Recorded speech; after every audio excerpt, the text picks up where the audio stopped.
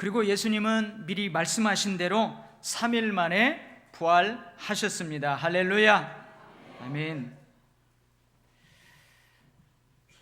저는 성도들의 임종 소식을 듣고 장례식에 갈 때마다 느끼는 것이 있습니다. 예수 그리스도를 믿는 믿음 안에서 죽음을 직면했기 때문에 여러분, 임종하신 분은 다 천국에 가셨어요. 분명히 그분을 하나님께서 품에 안으셨음을 우리가 믿습니다.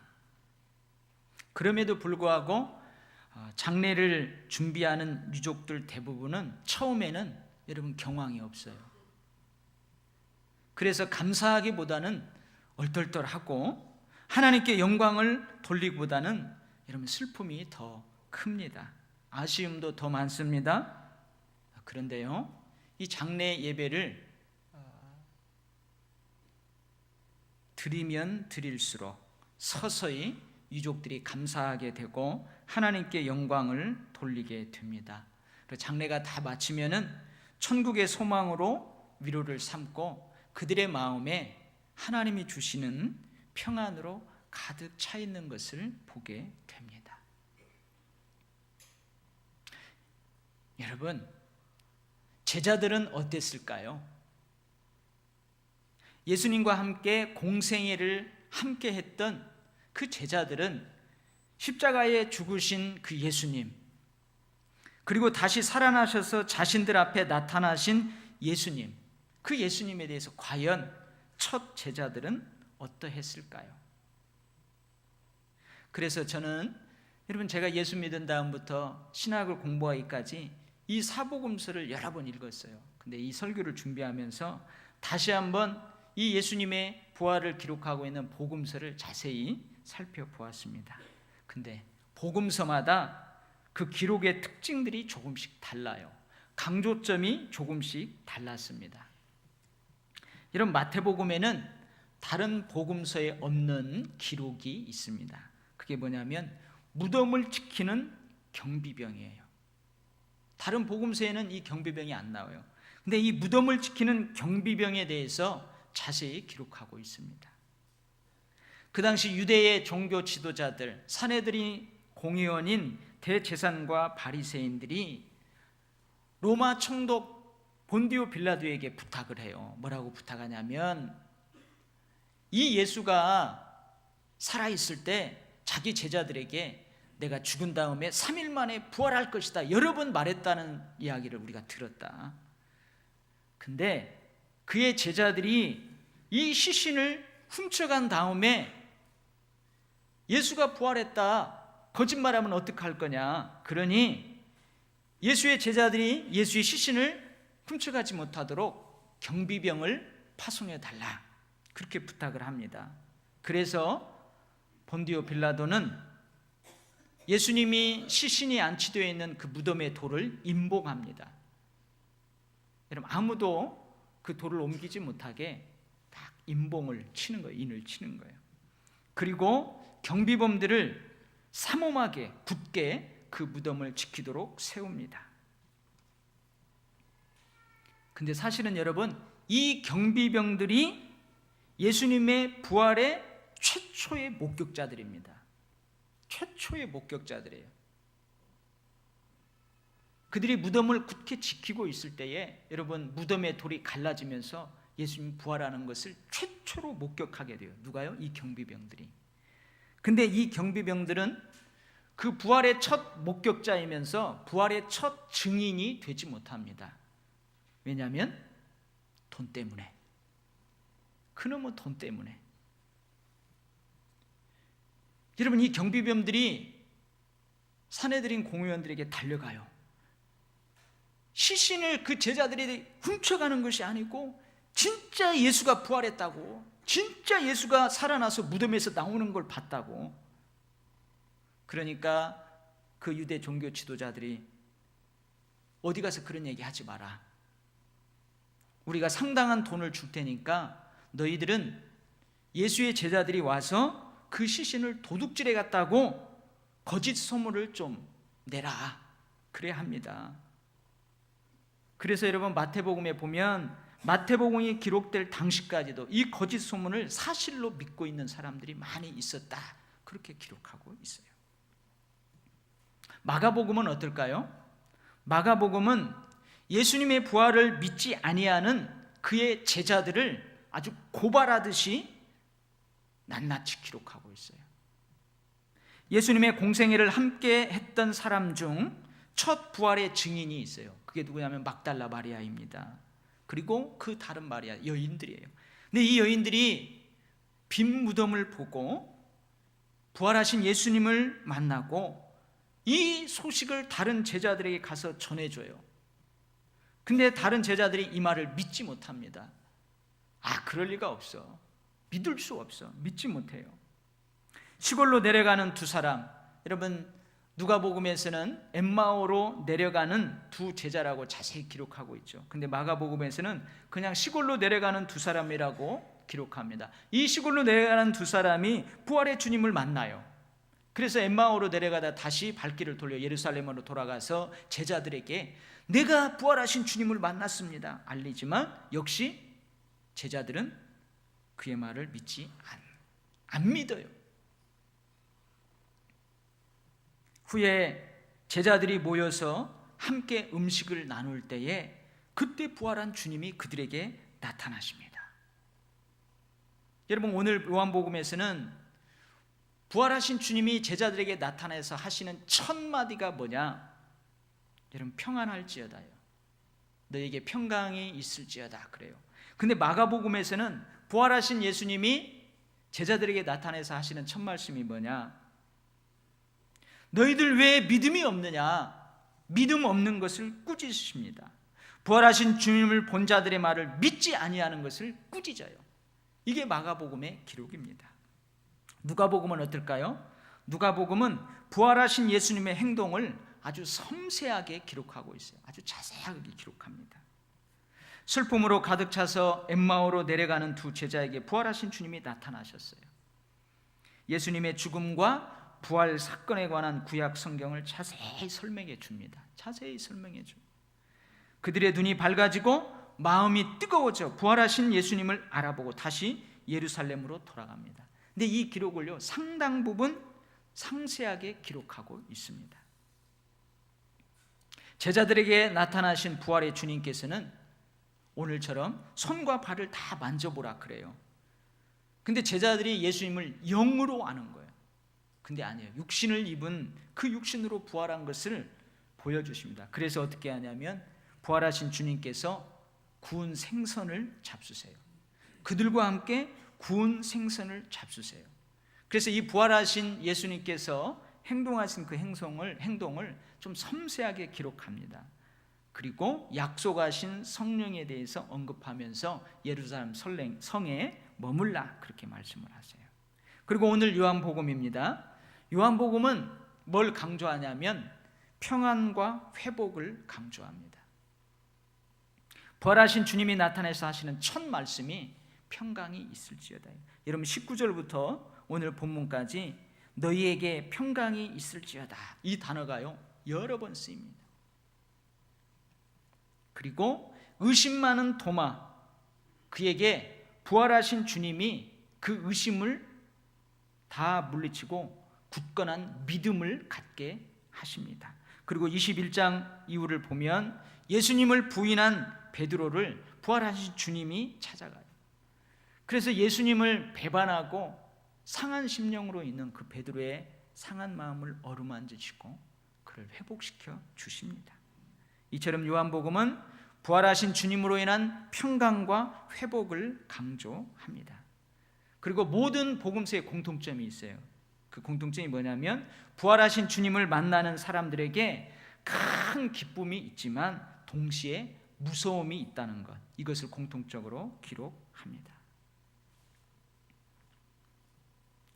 예수 그리스도는 어제나 오늘이나 영원토록 동일한 분이심을 믿습니까? 아멘. 히브리서 13장 8절에 그렇게 기록하고 있어요. 예수님께는 세상에 있는 자기 사람들을 사랑하시되 끝까지 사랑하시는 분이심을 믿습니까? 아멘. 요한복음 13장 1절에 그렇게 기록하고 있어요. 내가 세상 끝날까지 너희와 항상 함께 있으리라 약속하신 대로 예수님께서는 우리와 항상 함께 계시는 줄 믿습니까? 아멘. 마태복음 28장 20절에 기록하고 있어요. 여러분, 십자가에서 죽으시고 부활의 첫 열매가 되셨던 그때의 예수님과 지금의 예수님은 동일하신다는 것. 변함이 없으세요. 그 사랑도 변함이 없으세요. 그렇다면 여러분, 우리들은 어떨까요? 우리들은 어떨까요? 예수님의 십자가의 죽음과 부활을 직접 목격했던 복음서에서 기록하고 있는 제자들, 그리고 부활의 증인들로부터 들은 것을 믿고 예수님의 제자로 살아가고 있는 지금의 우리들, 예수님의 제자들, 과연 어떨까요? 그들과 우리는 많이 다를까요? 마태복음에서 기록하고 있는 대제사장처럼 온갖 가설과 합리성을 가지고 부활은 있을 수 없다, 거짓이다, 초기 기독교인들이 꾸며낸 이야기다, 경비병을 돈으로 매수하여 거짓 소문을 퍼뜨리는 그런 종류의 사람들이 지금은 없을까요? 내가 보았다는데도, 내가 확실히 보았다는데도, 확실한 증인이 있음에도 믿지 못하는 도마와 같은 사람들이 지금은 없을까요? 내 손가락을 그 못자국에 넣어봐야만 믿겠다, 내 손을 그 옆구리에 넣어보지 않고는 내가 믿지 않겠다 했던 도마와 같은 사람들이 지금은 없을까요?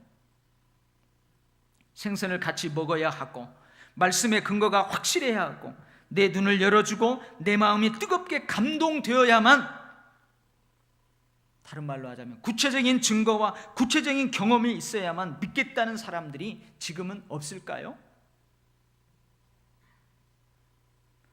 보지 않고는, 구체적인 경험과 구체적인 증거 없이는 내가 믿지 못하겠다, 결코 믿지 못하겠다 하는 사람들이 지금은 없느냐 이 말이에요. 어떻습니까 여러분? 예수님이 어제나 오늘이나 영원토록 동일하신 것처럼 어쩌면 그때의 제자들이나 지금의 제자들이나 역시 동일한 모습들이 있는 것은 아닐까요? 아니, 그런 모습들이 있어요. 그때나 지금이나 여전히 그런 사람들이 있습니다. 그때도 있었고 지금도 있습니다. 그리고 제가 예언컨대 앞으로도 있을 것입니다. 그래서 우리 주님은 그때처럼 지금도 동일하게 도마와 같은 사람을 찾아오십니다. 그래서 우리 주님은 그때처럼 지금도 눈을 열어 보게 하십니다. 마음을 뜨겁게 하십니다. 생선을 구워주시고요, 도마와 같은 사람을 지금도 찾아오시고 베드로와 같은 사람을 지금도 찾아오십니다. 의심하면서 무서워하고 큰 기쁨이 있으면서 두려움이 있는 제자들을 찾아오셨던 것처럼 지금도 그런 사람을 찾아오십니다. 지금도 여전히 부활의 주님은 우리에게 오셔야 합니다. 부활의 주님은 지금도 여전히 우리를 찾아오셔야만 합니다. 다른 말로 바꾸어 말하자면 지금도 여전히 우리는 부활의 주님이 필요합니다. 저 십자가에서 보혈의 피를 흘리시고 우리를 영생의 삶으로 인도하셨던 그 십자가의 주님이 필요하지만 부활의 주님도 여전히 우리에게 필요합니다. 지금도 여전히 우리를 찾아오시는 부활의 주님을 우리가 만나야만 합니다. 우리에게는 평안이 없습니다. 베드로가 주님과 함께 죽을지언정 배반하지 않겠다고 큰 소리를 쳤어요. 그러나 예수님을 저주하며 배반했던 베드로처럼 우리들도 예수님을 배반하며 살아가는 때가 있습니다. 고난의 현장에서, 채찍과 십자가의 현장에서 제자들이 예수님을 버렸던 것처럼 우리들도 져야 할 내 십자가를 벗어 던져버리는 때가 있습니다. 그래서 감히 주님을 똑바로 쳐다볼 수 없습니다. 그래서 감히 주님을 똑바로 쳐다보지를 못합니다. 저 십자가를 똑바로 쳐다보지 못합니다. 왜요? 죄책감으로 위축되어 있어요. 그 죄로, 그 죄의 무게로 눌려 있어요. 그래서 평안이 없습니다. 이런 우리에게 부활의 주님이 필요합니다. 부활의 주님께서 이런 우리에게 찾아오셔야만 합니다. 평강이 있을지어다. 저 제자들에게 주셨던 세상이 주는 것과 같지 않은 그 평안을 주님께서 지금도 우리에게 주셔야만 합니다. 부활하신 주님께서 예수님을 헌신짝처럼 버려버렸던 제자들, 배반했던 제자들에게 나타나셔서 하시는 첫 마디가 샬롬입니다. 히브리어로 샬롬, 평안하라, 너에게 평강이 있을지어다. 여러분, 이게 무슨 말입니까? 우리가 지난 일주일간 특별 새벽 저녁 기도 때 함께 은혜를 나눴던 것처럼 너에게 평강이 있을지어다, 이 예수님의 말씀에는 내가 너희를 이미 용서했다. 나를 배반했던 베드로, 너도 내가 이미 용서했다. 나를 헌신짝처럼 버렸던 너희들도 내가 용서했다. 그러니 평안을 누려라. 그러니 평안하라. 여러분, 이러한 주의 마음이 담겨져 있습니다. 죄인이 죄를 용서받지 못하면 결코 평안이 있을 수 없습니다. 평안을 누릴 수가 없어요. 여러분, 우리 그러죠. 도둑질한 놈은, 사람 때린 놈은 어떻게 한대요? 죄 지은 놈은 어떻게 한대요? 다리 쭉 못 펴고 잔다잖아요. 굽을 쳐서 잔다잖아요. 용서받은 은혜가 없으면 평안을 누릴 수가 없어요. 평안은 없습니다. 그래서 여러분, 은혜와 평안, 용서받은 은혜, 하나님의 은혜의 축복과 이 평안은 늘 쌍둥이처럼, 동전의 양면처럼 함께 합니다. 여러분, 집에 가서 서신서 첫 부분과 마지막 부분을 읽어보세요.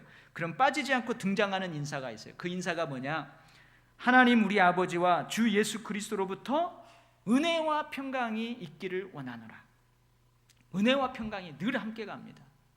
용서받은 그 하나님의 은혜가 우리에게 있어야 진정한 평화를 누릴 수 있는 것입니다.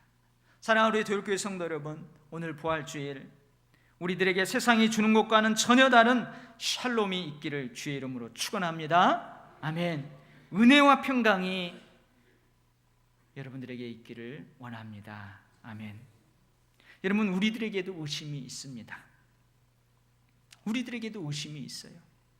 설교를 들을 때는요, 믿음이 있는 것 같아요. 여러분, 설교를 들을 때는 진짜 하나님 살아계신 것 같고, 설교를 들을 때는 뭔가 하나님이 막 이루실 것 같아요. 믿음이 있어요. 근데 정작 세상 속에서 믿음이 필요한 사건과 대면할 때에는 의심합니다. 도마처럼 경험해보지 않았거든요. 눈으로 보지 못했습니다. 내가 내 손가락으로 못자국에 넣어보지 않았습니다. 내 손을 옆구리에 넣어보지 않았습니다. 그래서 의심합니다. 의심이 생깁니다. 어때요, 여러분? 믿을 수 있는 것만 믿습니다. 합리적으로, 이성적으로, 경험적으로 이해되고 설명되는 것만 믿습니다. 믿을 수 있는 것만 믿는 거예요. 이러는 우리 역시 도마입니다. 부활의 주님이 찾아오셔야 합니다. 부활의 주님을 만나야 합니다. 여러분, 오늘 본문을 자세히 읽어보세요. 내가 그 못자국의 옆구리에 내 손을 넣어보지 않고는 믿지 않겠다 했던 도마가 주님이 나타났어요. 갖고 주님이 어떻게 해요? 넣어봐라 그럽니다. 근데 오늘 본문에 보면 여러분, 도마가 예수님의 그 손의 못자국에 손가락을 넣었어요? 안 넣었어요? 옆구리에 손을 넣었어요? 안 넣었어요?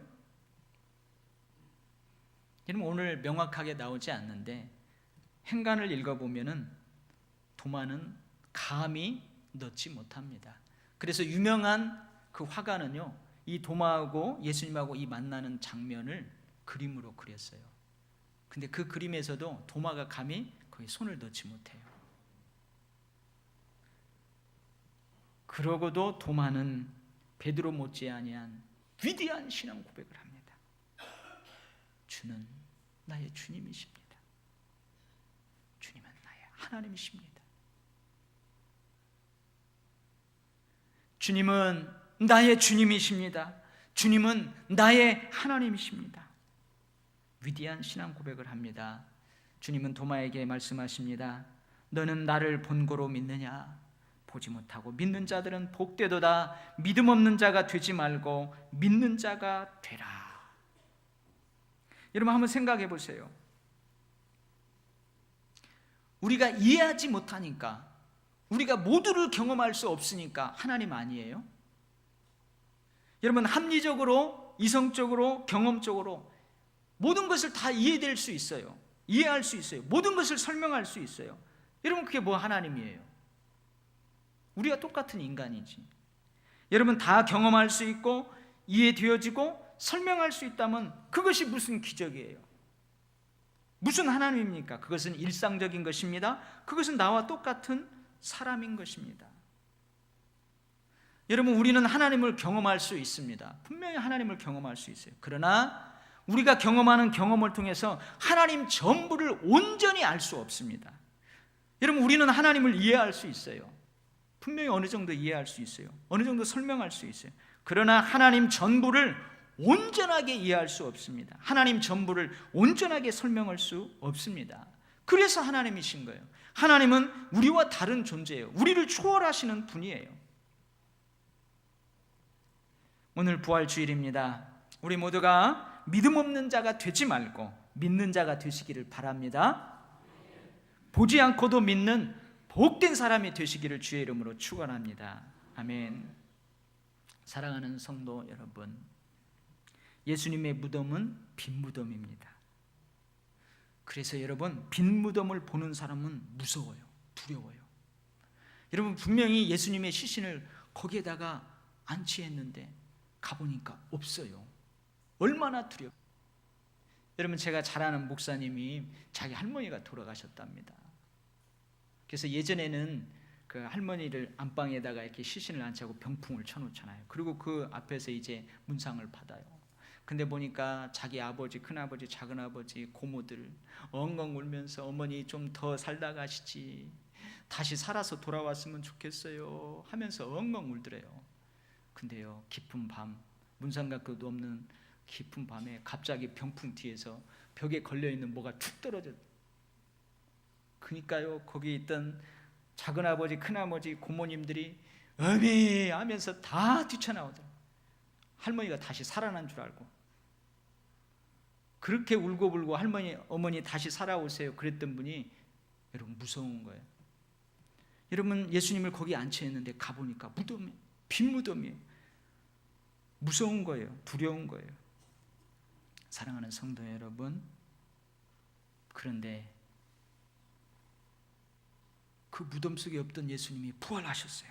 그래서 부활하신 주님을 만난 사람들에게는 뭐가 있어요? 큰 기쁨이 있습니다.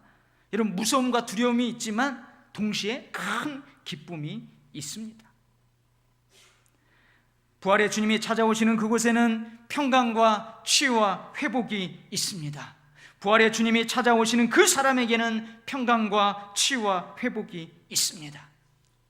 타지 않는 떨기나무를 보고 모세가 하나님을 경외, 즉 두렵고 떨렸던 것처럼 여러분 부활의 주님이 우리를 찾아오시면 우리에게도 모세처럼 하나님을 경외하는 두렵고 떨림이 있어요. 그러나 하나님을 경외하는 그 경외심과 함께 치유와 회복의 큰 기쁨이 동시에 있습니다.